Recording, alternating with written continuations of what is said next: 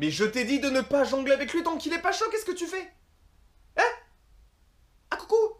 Je suis super heureux de vous retrouver pour ce 4e numéro de Fasciné, et comme à l'accoutumée, je vais tâcher de vous présenter un top 3 décrescendo des supposés meilleurs films qui s'inviteront dans nos salles mercredi prochain.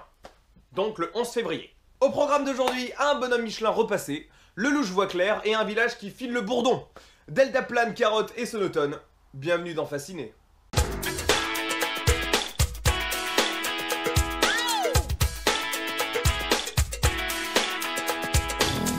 Votre fils, nièce ou filleul vous les ont brisés pendant des semaines entières avec la Reine des Neiges? Eh bien 14 mois plus tard, on remet le couvert.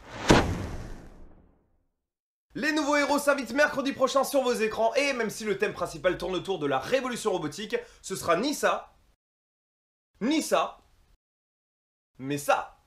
Big Hero 6 chez nos copains outre-Atlantique est la prochaine production animée de chez Disney et sera dotée d'un colossal budget de 165 millions de dollars, ce qui est titanesque pour un film d'animation et probablement l'un des plus importants.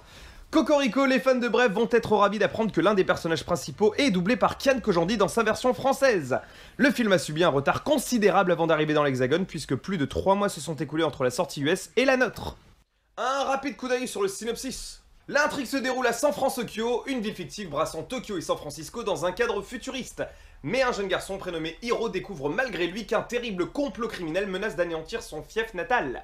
Accompagné de son fidèle ami Baymax, un robot aussi gauche qu'intrigant, il tentera d'arrêter à temps les plans du dangereux et machiavélique Yokai. Big Hero 6 est la première adaptation d'un comics Marvel depuis son rachat par Disney en 2009.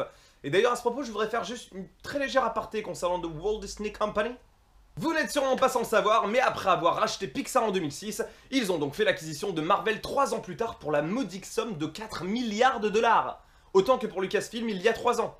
Et dire qu'ils souhaitent rentabiliser rapidement leur investissement serait un euphémisme, puisqu'aujourd'hui si le grand public connaît les Avengers seuls ou unis ou encore les Gardiens de la Galaxie, eh bien c'est grâce à Disney. Autant que si nous avons droit à une nouvelle trilogie Star Wars et un reboot d'Indiana Jones, eh bien c'est encore grâce à eux. Merci Mickey. Refermons la parenthèse et questionnons-nous sur le fond. Alors pourquoi Big Hero 6 ou les nouveaux héros?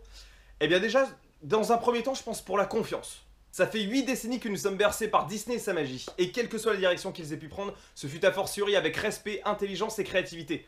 Je ne vois pas pourquoi cette nouvelle œuvre serait laissée pour compte. Le fond est propre à sa légende, et la forme semble explorer d'autres horizons. Et c'est très encourageant quant à la qualité du film. Alors courez-y, j'espère ne pas me tromper. Et tout de suite, place maintenant si.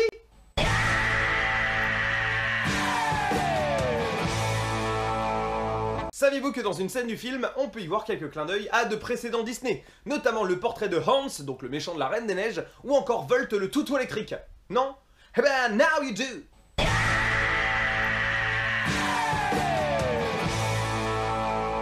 Allez, sujet plus tumultueux et moins fandard, passons sans plus attendre au numéro 2. 10 ans après le coup d'éclat médiatique de l'affaire Clearstream, l'adaptation filmographique s'invite dans vos salles. Après le succès critique mais mitigé en termes d'entrée de présumés coupables, Vincent Garand récidive et s'attaque à nouveau à un scandale médiatique qui sera cette fois-ci d'ampleur internationale. Porté par Gilles Lelouch et Charles Berling, l'enquête retrace l'itinéraire journalistique de Denis Robert, un reporter d'investigation qui s'est battu pour mettre en lumière l'un des complots financiers les plus controversés du début du siècle. Mais rentrons sans plus attendre dans le vif du sujet. En février 2001, ce fameux Denis Robert sort un livre intitulé Révélation, qui résultera de 2 années d'enquête acharnée sur l'entreprise Clearstream. Une entreprise dont la façade se résumait à l'échange de titres à l'international, mais les doutes de notre protagoniste se sont vite avérés exacts et il a étalé la supercherie aux yeux du monde. Le film raconte non seulement le processus de ses recherches, mais également les coups de pression administrés par ses adversaires durant les nombreux mois de procès. Il sera également épaulé d'un juge qui soutiendra sa démarche et qui œuvrera contre la corruption. Alors, je sais ce que certains se disent. C'est vrai que ces dernières années, il y a quand même une certaine récurrence, une certaine redondance quand même dans la restitution filmographique d'affaires judiciaires. Ils abondent grossièrement depuis une dizaine d'années. Comme si le malheur des uns pouvait faire le bonheur des studios français. Et après on peut voir ça aussi d'un œil beaucoup moins accusateur. Et pourquoi pas le souci de vouloir informer sur des faits qui constituent l'histoire de notre pays. Présumé coupable, sur l'affaire Outreau, l'affaire SK1, sortie récemment sur Guy Georges, Omar m'a tué, sur l'affaire Omar Haddad, ou encore l'excellente duologie des Mesrine, sur Jacques Mesrine. Ou Jacques Mérine, on sait jamais. Lui préférait Jacques Mérine, mais les médias l'appelaient Mesrine. Voilà. Ce qui va vous mettre le ravioli en ébullition, c'est... La vérité vaut-elle mieux d'être éclaircie ou étouffée? Vous avez 4 heures. Alors, pourquoi l'enquête? Eh ben tout simplement parce que je pense sincèrement qu'il nous faut comprendre ce qu'a pu endurer Denis Robert pour avoir tenté de rétablir la vérité. La corruption a toujours été présente, surtout dans le milieu politique. Et je pense que le film tente de retranscrire avec justesse, sincérité et honnêteté une affaire qui a fait trembler la 5ème République. Le duo de tête semble être implacable et le réalisateur talentueux et apprécié.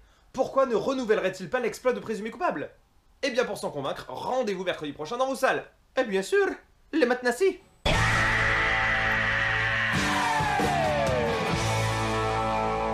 Saviez-vous que le directeur de la photographie a opté pour des caméras moins perfectionnées pour se rapprocher du grain du 35 mm et que le réalisateur est même allé jusqu'à filmer à l'épaule pour se rapprocher du cinéma américain des années 70?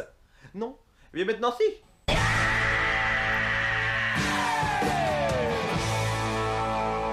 Une semaine un poil faiblarde, donc pour le numéro 3, j'ai dû agir par élimination. Un village presque parfait. Mais qu'est-ce que c'est quoi donc que c'est que ça? Doté d'un budget de 4,6 millions d'euros, le premier film du réalisateur de Les Yeux dans les Bleus, grosse référence, s'attaque à un fléau de notre décennie, l'absence de médecins en zone rurale. Le film est un remake de La Grande Séduction, une œuvre canadienne dont le réalisateur aura mis près de 7 ans à céder les droits. Et ça c'est pas peu. Notre presque historien national, j'ai nommé Laurent Deutsch, sera accompagné de Didier Bourdon, qui lui-même sera à l'affiche des Profs 2, dont le premier volet a été un véritable carton. Un rapide coup d'œil au postulat, eh bien il s'agit d'un village du nom de Saint-Loin-la-Moderne qui subit la crise et une désertification de ses lieux. Le seul remède à tout ça est de relancer l'économie via son usine de fumage de saumon, mais pour ce faire, les assurances ne réclament qu'une seule chose, c'est la présence d'un médecin, étant donné que le dernier a foutu le camp 5 ans auparavant. Une aubaine s'offre à eux puisqu'un médecin vient tenter l'expérience du monde rural, et le pari, si j'ose dire, eh bien c'est de le convaincre de rester en ces lieux. Bon, pourquoi pas après tout. La réalisation semble soignée et les acteurs au mieux de leur forme. Et puis ce serait super gratuit de ne pas au moins leur accorder le bénéfice du doute. Sachant qu'en plus on n'est jamais à l'abri d'une bonne surprise. Il y en a eu des pépites que nous ne soupçonnions pas. Alors pourquoi celui-là serait instantanément exclu du lot? Nous verrons bien. Et donc, pourquoi un village presque parfait? Eh bah, hormis le fait que ce soit une semaine un peu faiblarde, et que les deux films précédents méritent un peu plus l'ouverture de votre porte-monnaie, je pense qu'il y a un potentiel.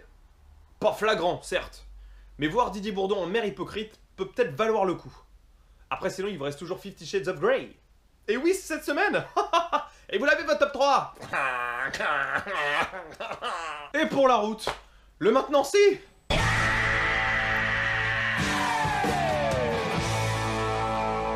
Saviez-vous qu'hier je devais aller boire un verre en ville, mais je n'ai pas pu parce que j'avais une compétition de water polo? Non? Eh bien maintenant si.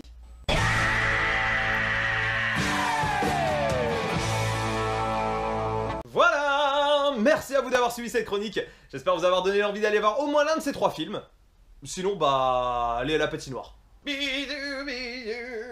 Portez-vous bien, ciao! Et rendez-vous dans les salles obscures. J'espère que ces films vont vous fasciner.